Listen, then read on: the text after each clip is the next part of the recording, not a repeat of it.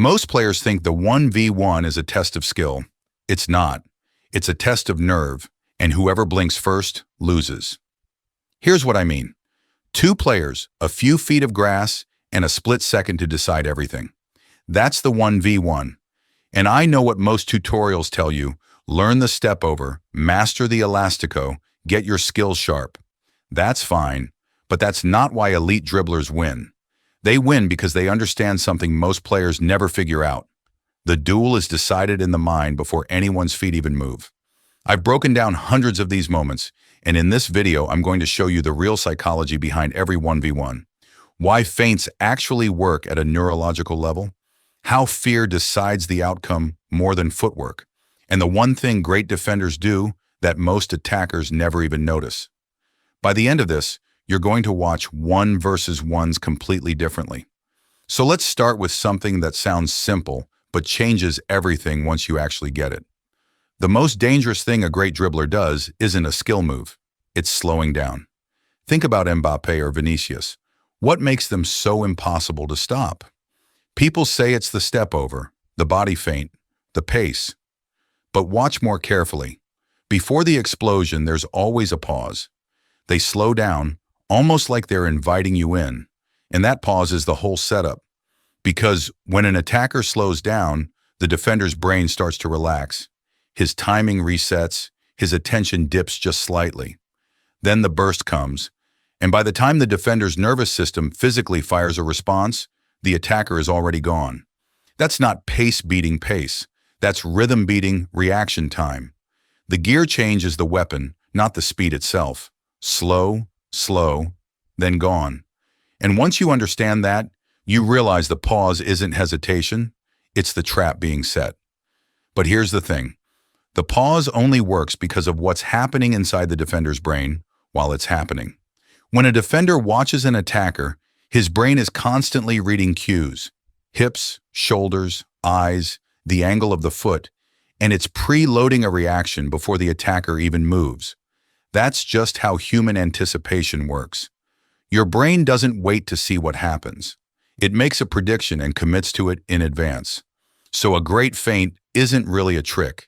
It's feeding the brain a false cue on purpose. You sell the shoulder drop, the brain buys it, it fires the wrong reaction, and by the time it corrects, you're already past. The dribbler isn't beating the defender's feet. He's exploiting the defender's prediction system. It's deception at a neurological level, and that's why it works even on defenders who've seen every move 1,000 times. The body still reacts before the mind can stop it.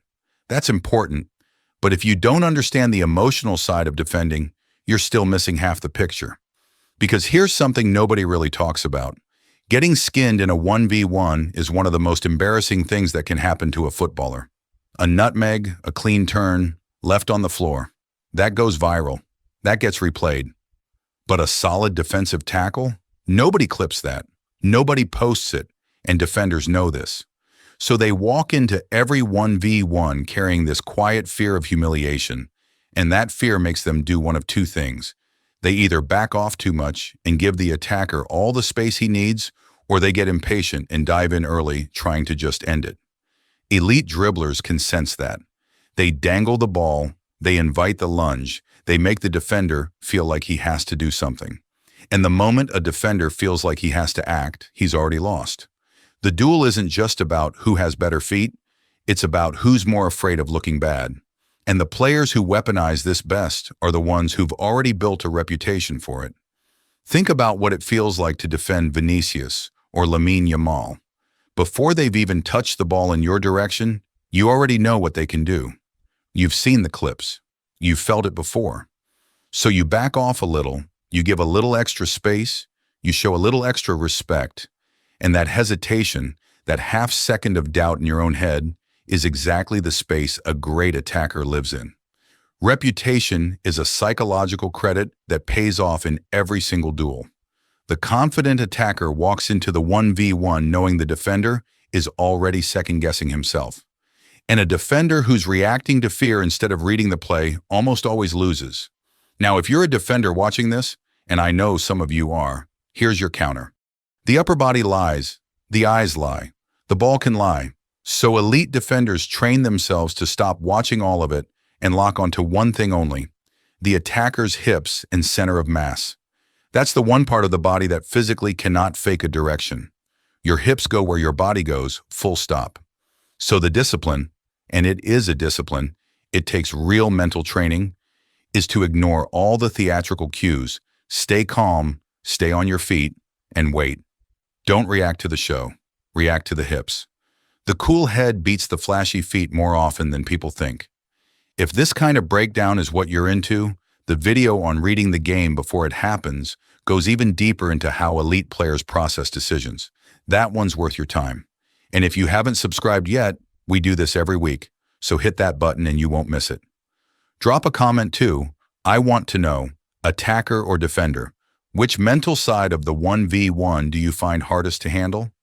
So here's where we land. The 1v1 isn't a skill contest. It's a patience game, a rhythm game, a fear game. The attacker wants the defender to commit first. The defender wants the attacker to reveal himself first. Whoever moves first loses. The feint works because it hacks the brain's prediction system. The pause works because it disrupts timing at a neurological level. And fear, on both sides, decides more duels than any skill move ever will. You came in thinking the 1v1 was about feet. Now you know it's about the mind. Go watch one with fresh eyes and tell me you don't see it everywhere.